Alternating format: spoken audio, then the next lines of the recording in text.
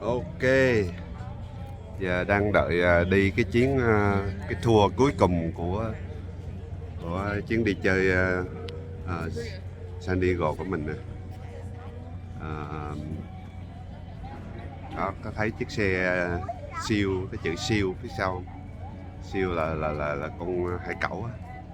Chiếc xe giống cái dạng hải cẩu mà nó đi trên bờ và dưới nước á. Ok ha. Mình đang đợi đây, check in rồi giờ đang đợi thôi.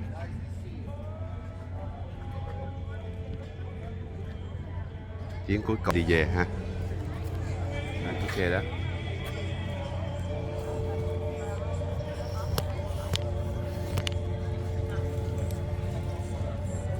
Bên cái vịnh San Diego này có cái seaport.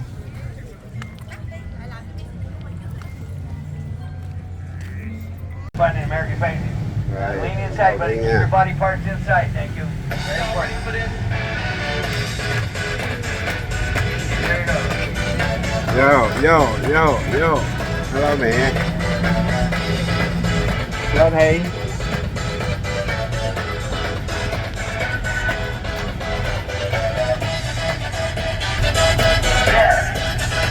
Rồi lên chiếc xe đi nè. Xe vừa mở nhạc rồi sạch sinh vừa đi tour.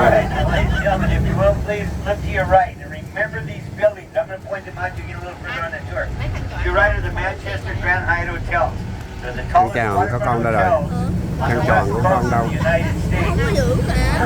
Để trong cặp con đâu? Con không để trong cặp à?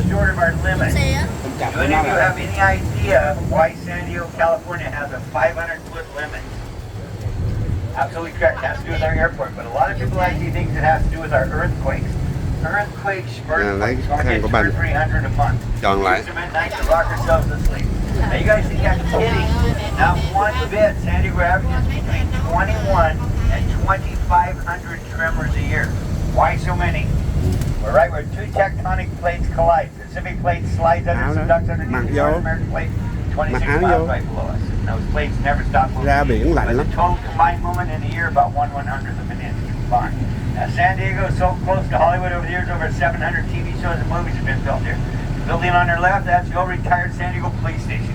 It was in that building where they filmed all three segments of the attack of the killer tomatoes, and a lot of people tell me I look just like the star of segment 2, George Clooney.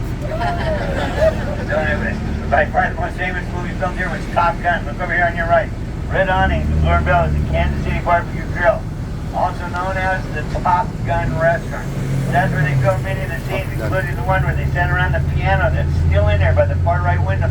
They played Jerry Lee Lewis's Great Balls of Fire, and Jerry Lee Lewis just passed away a couple weeks ago. And also in there you're going to find the jukebox. When they threw the money in, they all sang around You Lost That Lemon Feeling by the Righteous Brothers. Still in there, a lot of memorabilia from the movie. How many of you guys saw Jurassic Park 2? Remember what happened in that movie? Tyrannosaurus Rex, that's great, right here, we're right on this waterfront. Alright, now folks, we're about to turn on to Harbor Drive. We're going to take this all the way around, but I want you to know that all the land that we're on today is man-made. Kenner Boulevard, the street we just turned off of, was the original waterfront of San Diego, so everything on this side of that street is man-made. When they first started the bay in 1602, they found the average depth was less than 5 feet.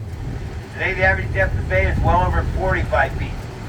14 miles long. What did they do with 14 miles of 40 foot of soil they took out of there? Created 3 man-made islands, Harbor Island, Shelter Island, North Island, and all the land around the bay is man-made. It goes a long way. Now we're going to go through 4 neighborhoods today. Right now we're in the new city of San Diego. The original city is Old Town, 3.5 miles north, the birthplace of California. We're going to go right now in the new city. Then we're going to go through the oldest continuous business district in all of Southern California, known as Little Italy. And then from there we're going to go through Mission Hill. It's in that area where the King of Spain built the first permanent European settlement. And then after that, over on the other side of Beach Point Loma. Now this street to your right is called Pacific Highway. That's why they call it today. Originally that street, I'll tell you the name, but I'll tell you the history of it. It was originally known as El Camino Real, the Royal Road, the King's Highway. That was the road built by the King of Spain in 1769 to connect 21 missions along the coast of California. Wow. Over here to your left, this is the remnants of the tuna industry. The land in San Diego led that industry for 100 years. At the height of the industry, we had 204 registered boats and 6 canneries here. Now we're down to 20. Get a discount on your ticket. You don't have to wait in line when you get there. Now, folks, if you please look to your right in the center of the city, you see that tan building there with the stripes on it. You'll notice that building has very few windows, but the price you pay for one of those windows is immense. You pay with your life.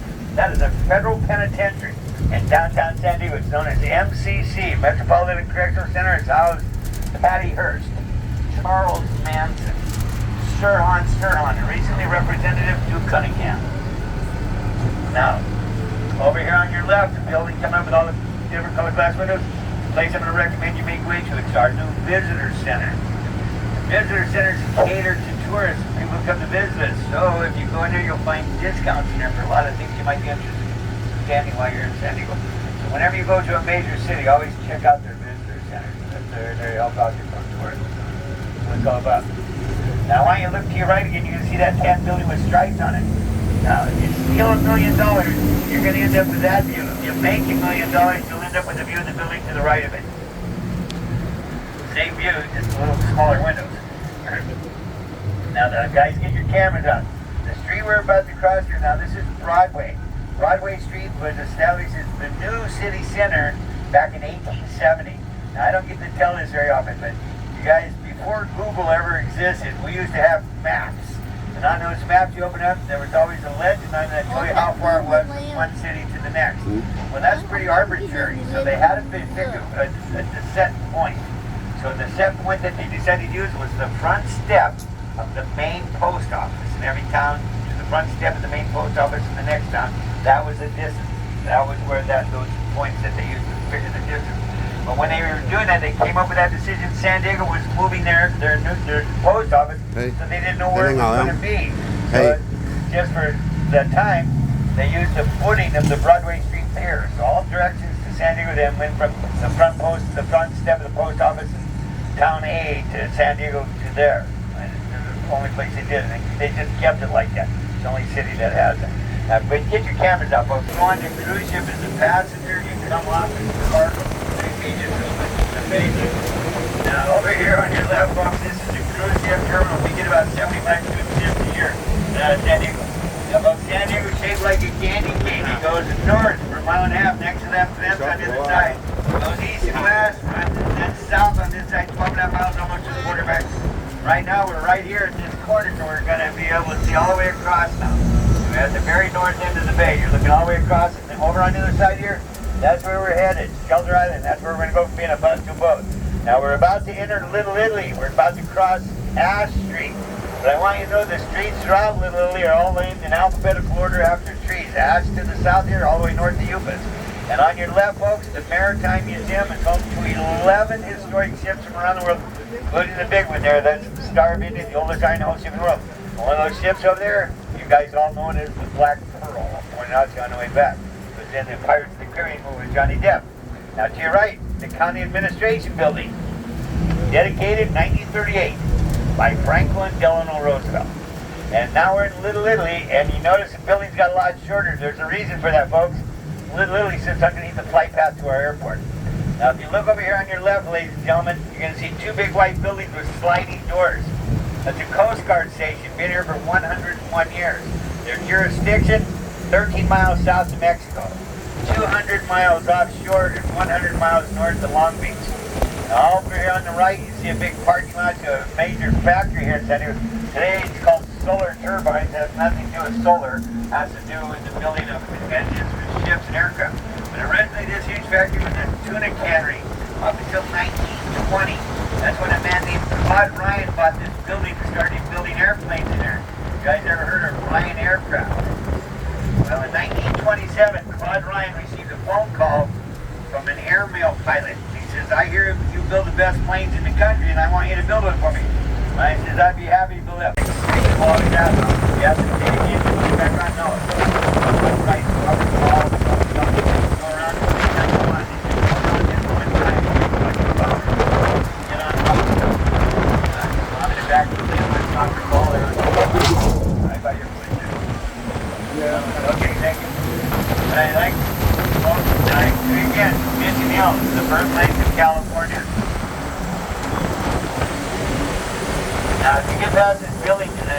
look to your right again, you're going to see a lot of mustard-colored buildings over there with red tile roofs. It's all part of a famous facility in San Diego known as MCRD, Marine Corps Recruit Depot. About 20,000 men a year on average have been trained to be Marine there for over 100 years. But last year, it...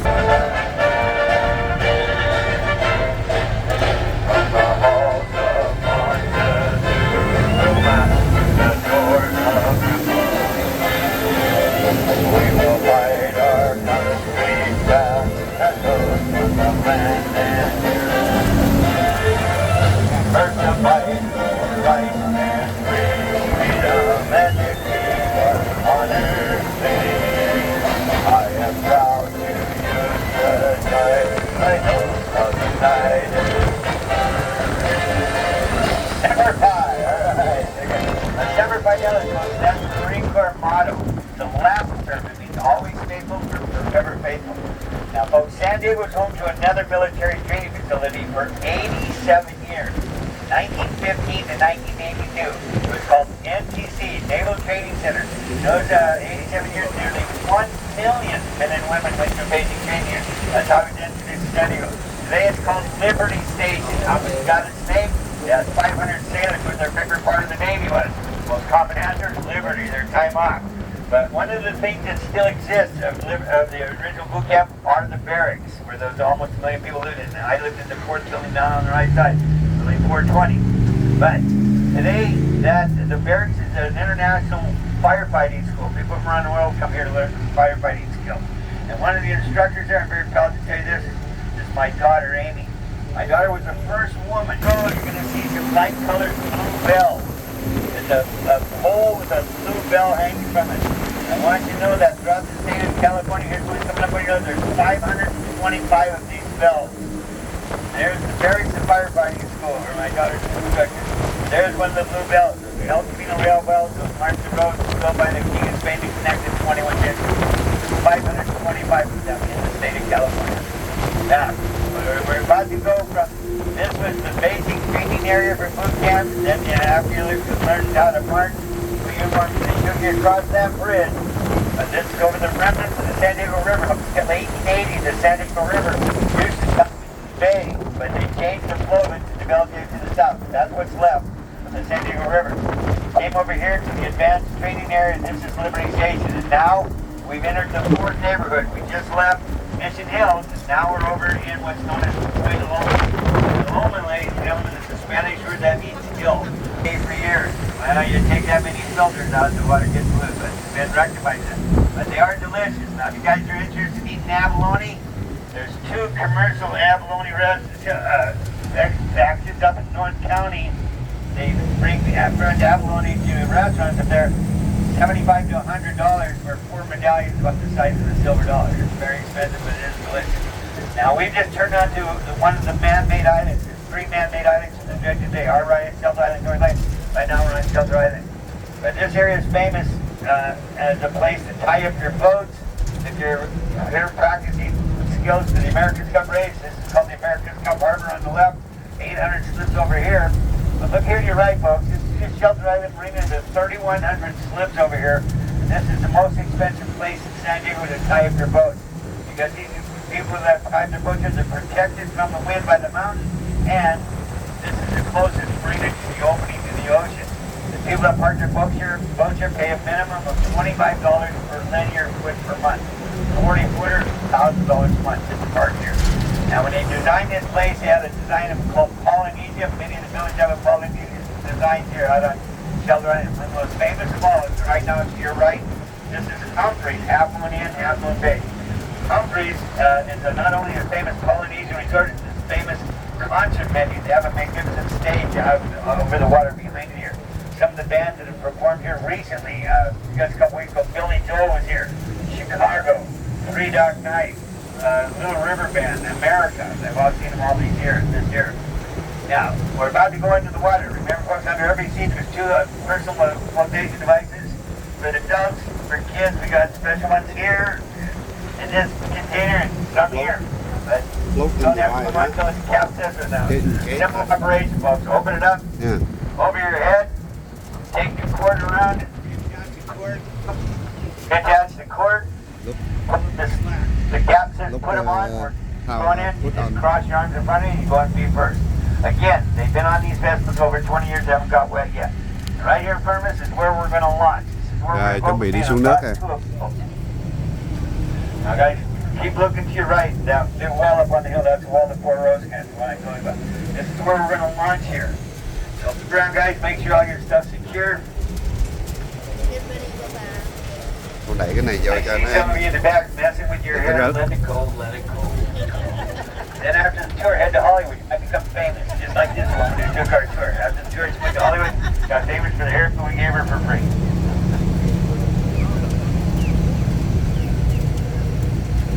All right, guys, you ready to launch? How's it looking, Captain? You got an open Hey. entry this time? sợ không? Chuẩn bị xuống nước nè. All right, let me know when you're ready to head in. All right. Rồi có 4 gram này rộng Hey cho guys, em. please have a seat, young lady. Thank you, very important, dear. Thank you. Okay, all right, guys, you ready? Here we go. Hands up. We're about to splash down into San Diego Bay. Here we go. We're going. All right, good splashdown. I can feel it coming. We're still a bus. We're a wet bus. And now, we're a boat. All right, nice job, Captain. Yeah. Con xe con cò kìa Phi. Cò kìa. Welcome aboard. Ladies and gentlemen, welcome to San Diego Bay. One of the busiest harbors in the country. It gets a lot of swim in San Diego Bay. Ladies and gentlemen, once we're on the water, the Coast Guard says we get up, move around. Before you do that, let me share with you the rule of thumb on boats. It's the same around the world. You're no longer on solid ground. You're now on water that never stops moving. So for your safety, no matter where you are on the water, in a boat, for your safety, if you're moving around, always maintain 3 points of contact. Always have one hand for yourself, one hand for the vessel. One hand for the vessel, one hand for yourself. You're going to move around, use the back of the seat. But before anybody gets up, I ask all the planes look over here to your left. Those 2 semicircular buildings there are airplane hangars built 1945. They're at the north end of the 3rd man-made island. That's North Island. We went by Harbor Island by the airport. Shelter Island is where we just came into the water.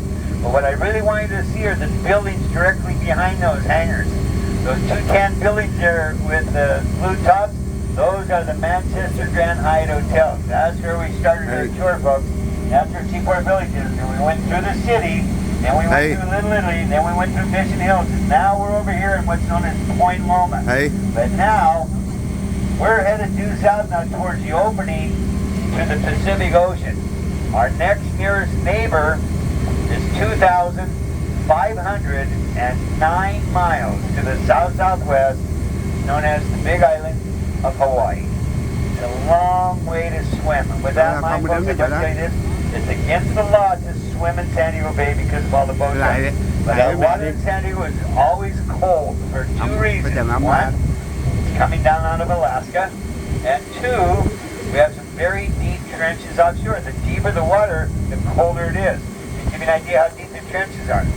5 miles to the north of it is the famous community of San Diego called La Jolla. La Jolla means the jewel. The jewel, La Jolla was built around a cove. That cove today is an underwater national park. One of the best places in the United States for snorkeling and scuba diving. But it gets deep fast, and there's La Jolla trenches out in that cove. A quarter mile offshore is already 900 feet deep. Another quarter mile out, it's 2,300 feet deep. Really deep. And the currents coming down from Alaska, they pull the cold water out of the bottom. It comes up to the surface, and then it gets pushed into the bay, into the beaches by the wave action. And that's why the water's always cold in San Diego. Average year-round temperature is a chilly 63 degrees. Chilly. The coldest I've ever seen the water, I saw it one time, one year got down to 51. And the warmest I've ever seen it for one day got up to 77 degrees for one day. That was it. When they had a La Nina come up from Mexico a few years ago. But folks, on our way out here, I'm going to cue up some music for you guys. I can't believe how smooth it is out on the bay today. It's incredibly smooth. I'm going to come back now. I'm going to take some pictures, but before I do that, I wanted to share something with you. See, we're getting hit right now by some pretty good waves. Well, you notice the boat didn't rock at all. It moved up and down this way, but this way, not at all. You know why that is? Because of the weight underneath it. The weight underneath the bottom of the boat that keeps it from rocking side to side is called ballast. We're going out to the north end of the day. We're going to see two very famous places. The first thing we're going to see are the Effingham Brothers Bay barges. This is 80 floating bay tanks. It's where they store the bay for the commercial and sport fishing fleet. And then right beyond that is what's called Ballast Point. It was a strip of sand 200 years ago. Today, that strip of sand is home to 5 Los Angeles-class nuclear submarines. But how it got its name, Ballast Point. I want to share something with you on Jerry's Bay. When they first chartered this bay, the year was 1602. They found the bay was 14 miles long, shaped like a candy cane, and then it had an average depth of less than 5 feet. Well, it's still 14 miles long, but now the average depth is over 45 feet.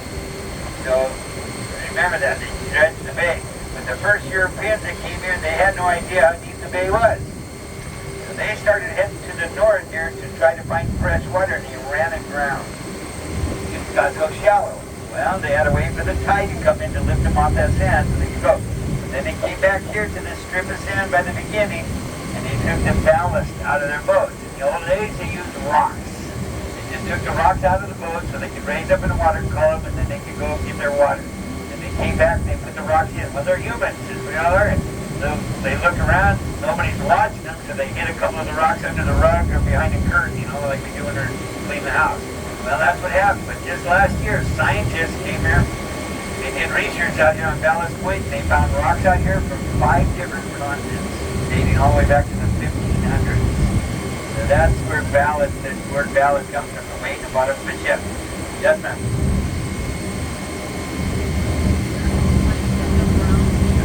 No, absolutely. Absolutely. Now, ladies and gentlemen, this young lady's a little chilly. Would anybody care for a blanket? I have extras. One for each seat. All right. Let me come in the back. There you go. I'll get more. Thank you. You're good. Yes. I got more. I'll get one more.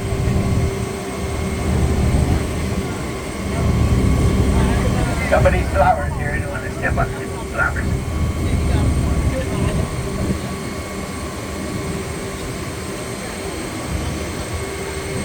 Anybody else want a blanket? I got more. You good? Thank you. You're welcome. There you go.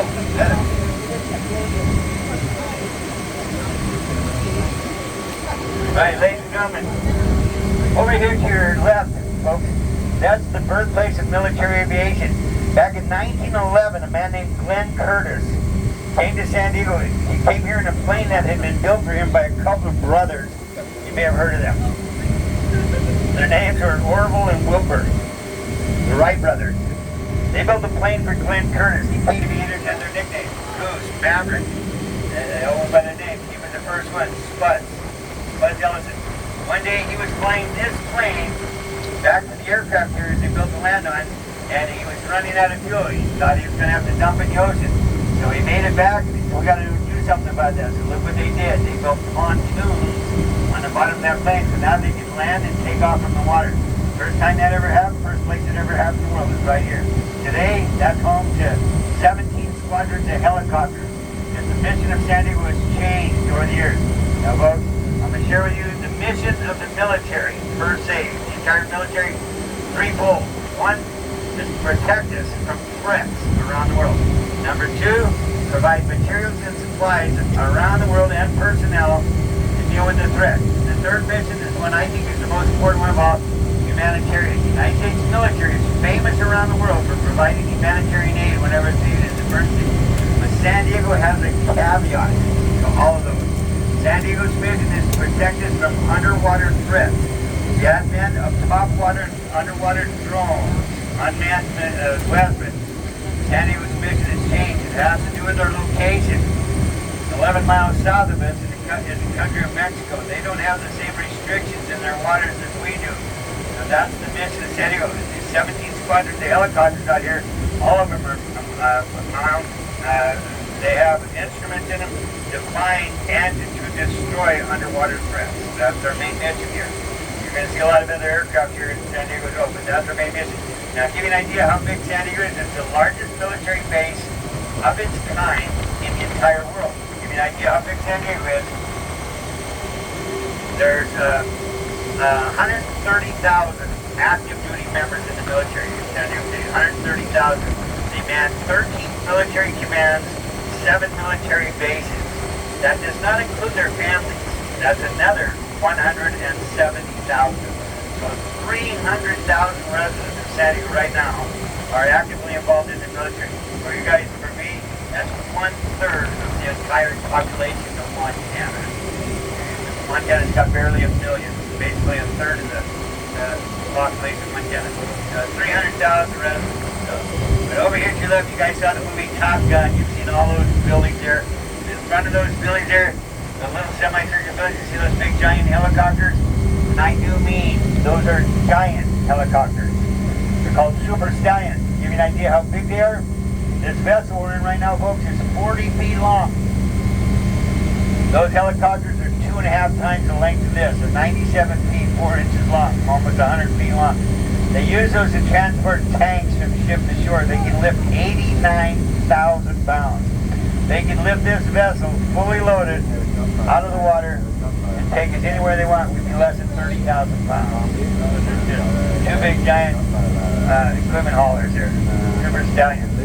The folks are coming out here by the submarine base, which is manned 24 hours a day in the water by these United States Navy SEAL frogmen. Those from the ocean surface to the ocean floor. And here's some of the nuclear submarines that are out here. This is a picture of Ballast Point that's going on here. Now folks, not only do they have Navy frogmen in the water inside the barrier protecting the submarine, they got Navy SEALs with loaded machine guns in the fast attack boats all around it. We will see them up close and personal today. They're there 24 hours a day providing security around that base. It's amazing. Alright, now let me cue up some music and I'll come back and take some pictures for you guys. Let's take a quick turn.